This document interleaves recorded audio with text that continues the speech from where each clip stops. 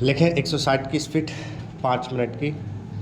इस संबंध में सरकार ने जो भी निर्णय किए उनमें से अधिकांश निर्णय सर्वसम्मति से ही हुए हैं, परंतु दुख की बात है कि एक दो स्थानों पर मतभेदों ने एक ऐसा रूप लिया जो देश के लिए वांछनीय नहीं हो सकता। दुर्भाग्यवश आपका यह क्षेत्र भी उन क्षेत्रों में से एक है। मुझे इस बात की बहुत प्रसन्नता है कि आपने भारत सरकार के साथ सदा सहयोग करने और हर सरकार से उसके निर्णयों को मानकर देश के सुगठित प्रशासन में हाथ बटाने का विश्वास दिलाया है। जब किसी देश के सामने बड़े बड़े प्रश्न उपस्थित होते हैं तो उनमें से कुछ बातों पर मतभेद हो जाना स्वाभाविक ही है।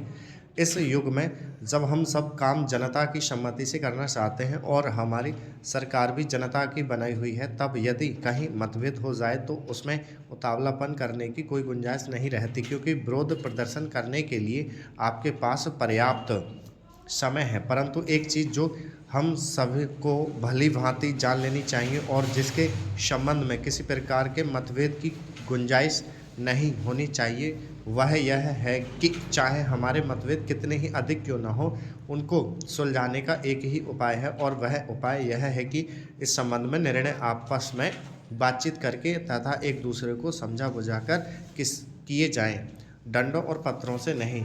हमने अंग्रेज़ों के विरुद्ध भी, जिन्होंने इस देश को 200 वर्षों तक अपने अधीन रखा, डंडे और पत्थर उठाना गलत समझा और नहीं उठाया। महोदय, तो क्या आपस के छोटे मोटे झगड़ों के लिए हम डंडे और पत्थरों का उपयोग करेंगे और एक दूसरे की भावना, उनकी प्रसन्नता और उनके विचारों का ध्यान नहीं रखेंगे? मैं जानता हूं कि जिस समय इस योजना के विषय में विचार हो रहा था और रुपए पैसे की कमी के कारण कुछ लोगों को इस बात का संदेह था कि इसको किया जाए या नहीं, उस समय राजस्थान और मध्य भारत ने करोड़ों रुपए जमा करके अपना उत्साह प्रदर्शित किया।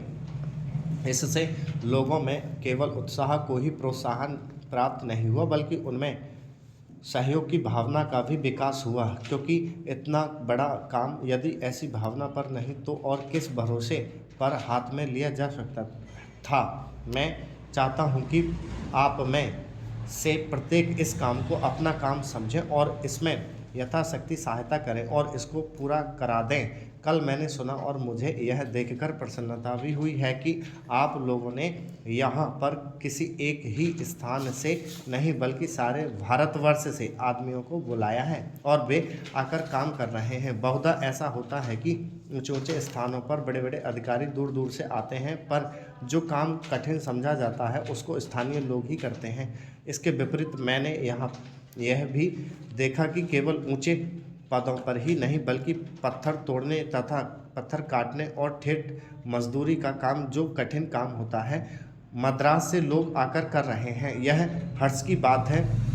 वे तो मजदूरी के लिए ही आए हैं, परंतु इतनी दूरी से आने जाने में उनको सारे देश का ज्ञान हो जाएगा और जितने दिन वे यहाँ रहेंगे उनका यह के लोगों से प्रेम और संपर्क पैदा हो जाएगा, जो सारे देश के लिए अत्यंत आवश्यक है। यह देश इतना बड़ा है और इसके निवासी इतने अधिक हैं कि जब तक सब राज्यों के लोगों का परस्पर थोड़ा बहुत परिचय कराने का विशेष प्रयत्न नहीं किया जाएगा, तब तक सबका सहयोग नहीं मिल सकता। हमारे पूर्वजों ने इस सारे देश को सदा ही एक माना और इसीलिए जब शंकराचार्य जी ने दिग्विजय की तो उन्होंने हिंदुस्तान के चारों कोनों में 4 मठ स्थापित किए। प्रत्येक स्त्री पुरुष के लिए चारों मठों का दर्शन करने का महात्म्य है। सभापति महोदय, जिस विधेयक पर इस सदन में चर्चा हो रही है उसका इस देश के अधिकांश लोगों ने और इस सदन में भी अधिकांश सदस्यों ने स्वागत किया है, इसलिए इसमें दो राय नहीं हो सकती कि यह विधेयक जन उपयोगी है। यह ठीक है कि कुछ लोगों ने, जिनके निहित स्वार्थ हैं, इस विधेयक का विरोध करने की हिम्मत की है। ऐसे लोगों में जनसंघ और स्वतंत्र पार्टी, जिनकी पूंजीवादी नीतियां हैं, उनका विरोध करना स्वाभाविक ही है। मैं आपके माध्यम से मंत्री महोदय से कह रहा था कि जहां तक विधेयक का स्वागत करने का प्रश्न है, यह जन उपयोगी है।